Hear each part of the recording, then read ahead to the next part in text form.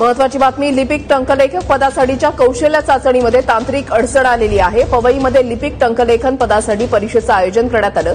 सकाळच्या पहिल्या सत्रामध्ये विद्यार्थ्यांना अडचणींचा सामना करावा लागलाय। सकाळी 9 वाजल्यापासून सुरू झालेली परीक्षा अजून काही संपलेली नाहीये आणि ज्यांची परीक्षा 11:30 ते 12:30 मध्ये होती त्यांना अजून प्रवेश दिलेला नाहीये। परीक्षा केंद्राबाहेर विद्यार्थ्यांची एकच झुंबड उडाल्याचं पाहायला मिळतंय। मयुरेश जाधव आमचे प्रतिनिधी या संदर्भातली अधिक माहिती देतील। मयुरेश,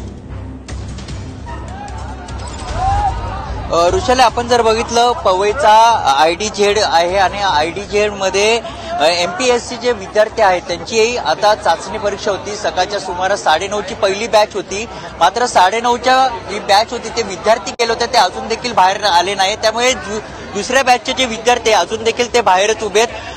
अजूनपर्यंत आयोगाने असेल किंवा आतून कुठल्याही प्रकारची कारणं अजून सांगितली नाही की काय तांत्रिक अडचण आलेत। मात्र या ठिकाणी जर बघितलं महाराष्ट्रामधून तब्बल 3 ते 2,000 विद्यार्थी या ठिकाणी आले आहेत। त्यांची परीक्षा अजून देखील झाली आहे, त्यामुळे या परीक्षेच्या बाहेर तात्काळ या ठिकाणी उभे आहेत। पावसाच्या सामोरं ते विद्यार्थी जात आहेत, मात्र अजून देखील आतून कुठलीही माहिती अजूनपर्यंत येत नाही। सकाळपासून 6च्या सुमारास हे विद्यार्थी महाराष्ट्रामधून या ठिकाणी आले आणि एकच गोंधळ आपल्याला या ठिकाणी पाहायला मिळत आहे, कारण की परीक्षेला उशीर होत आहे। अजून देखील दुसरी बॅचला सुरुवात केली नाही। पहिले बॅचचे विद्यार्थी अजून देखील बाहेर नाही आलेत। काय अडचण आलेत, काय तांत्रिक बिघाड झाले हे देखील कळू शकलं नाही विद्यार्थ्यांना। त्यामुळे विद्यार्थी यामध्ये आहे संभ्रम निर्माण या ठिकाणी झाल्याचं पाहायला मिळत आहे। नक्कीच धन्यवाद मयुरेश दिलेल्या सविस्तर माहितीसाठी।